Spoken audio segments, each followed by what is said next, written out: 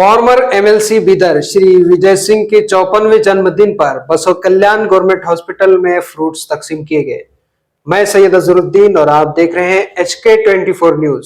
सगे hospital, fertility and mother care hospital and scanning centre near bus stand, Basava Kalyan. Noble public school, admissions are open. इल्म ही आदमी को इंसान बनाता। इस मौके पर Neelkanth Rathod, taluka block Congress president Arjun Kanak, D K Dawood, Mir Tahseen Ali Jamadar, Musa Bhai केबियन, Lata Harkude, Mohammed Jaber, youth assembly president Jabi Nawaz के अलावा कई सारे लोग मौजूद रहे।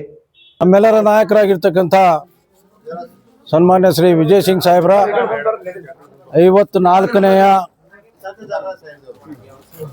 ಹುಟ್ಟು ಹಬ್ಬದ ನಿಮಿತ್ತ पूरी जॉन भूख लगी करो फोन, केबियन कॉम्प्लेक्स रेना मार्केट, अभी ऑर्डर कीजिए। स्कूल स्टाइल कैंसिल, यहाँ लर्निंग मिलती है क्रिएटिव ट्विस्ट के साथ। Knowledge park the creative school, creativity is our subject.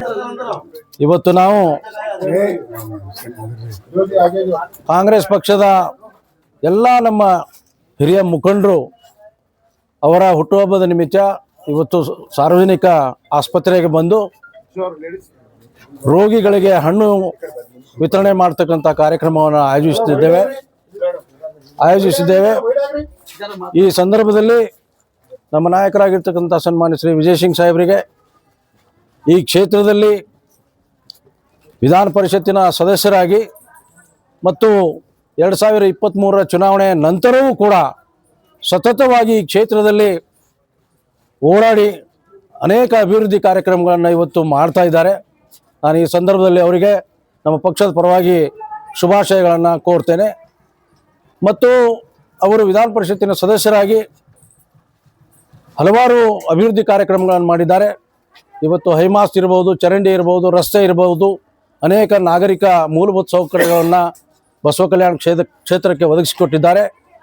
ಅವರು ಚುನಾವಣೆಯಲ್ಲಿ ಸೋತರೂ ಸಹಿತ ಸತತವಾಗಿ ಬಸವ ಕಲ್ಯಾಣ ಕ್ಷೇತ್ರದಲ್ಲಿ ಜನರ ಸಂಪರ್ಕವನ್ನು ಇಟ್ಟು ಪಕ್ಷದ ಸಕ್ರಿಯ ನಾಯಕರಾಗಿ ಇವತ್ತು ಅವರು ಬಸವ ಕಲ್ಯಾಣ ಕ್ಷೇತ್ರದಲ್ಲಿ ಕೆಲಸ ಮಾಡ್ತಾ ಇದ್ದಾರೆ।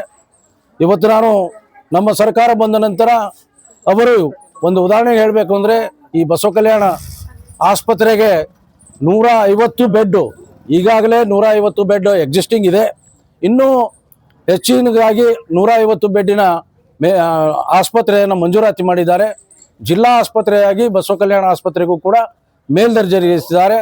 ಮತ್ತು ಇವತ್ತು ನಾನು ಇನ್ನೊಂದು ಹೇಳಬೇಕು ಅಂದರೆ 7 ಕರ್ನಾಟಕ ಪಬ್ಲಿಕ್ ಸ್ಕೂಲ್ಗಳನ್ನು ಮಂಜೂರು ಮಾಡ್ತಕ್ಕಂಥದ್ದು।